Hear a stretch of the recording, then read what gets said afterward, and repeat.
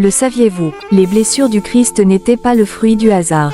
Chaque souffrance majeure subie lors de sa passion correspond aux péchés les plus profonds qui affectent l'humanité depuis la chute, ces mêmes péchés contre lesquels les prophètes nous ont mis en garde et dont l'Église nous appelle, aujourd'hui encore, à nous repentir.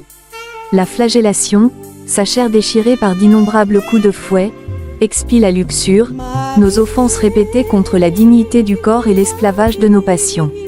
La couronne d'épines, perçant sa tête sacrée, expie l'orgueil, cette racine de tout péché qui cherche à s'élever au-dessus de Dieu et des autres.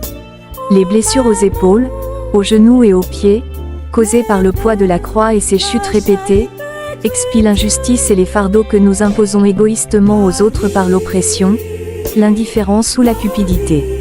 Les clous dans ses mains et ses pieds, le fixant à la croix, expient la désobéissance et notre rébellion obstinée contre la volonté de Dieu, nous rappelant que la vraie liberté ne se trouve que dans l'abandon à lui.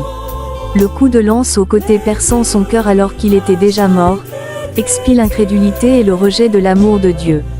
Notons que cette blessure fut infligée alors qu'il ne pouvait plus ressentir la douleur. Un rappel puissant que rien de ce que nous faisons ne pourra jamais empêcher l'amour de Dieu de se répandre sur nous.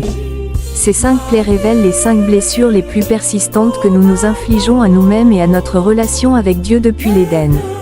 Pourtant, Jésus les a toutes portées avec un amour parfait et inconditionnel, afin que nous soyons enfin libérés, lui qui a porté lui-même nos péchés dans son corps sur le bois, afin que, morts au péché, nous vivions pour la justice, lui par les meurtrissures duquel vous avez été guéris. 1 Pierre 2, 24.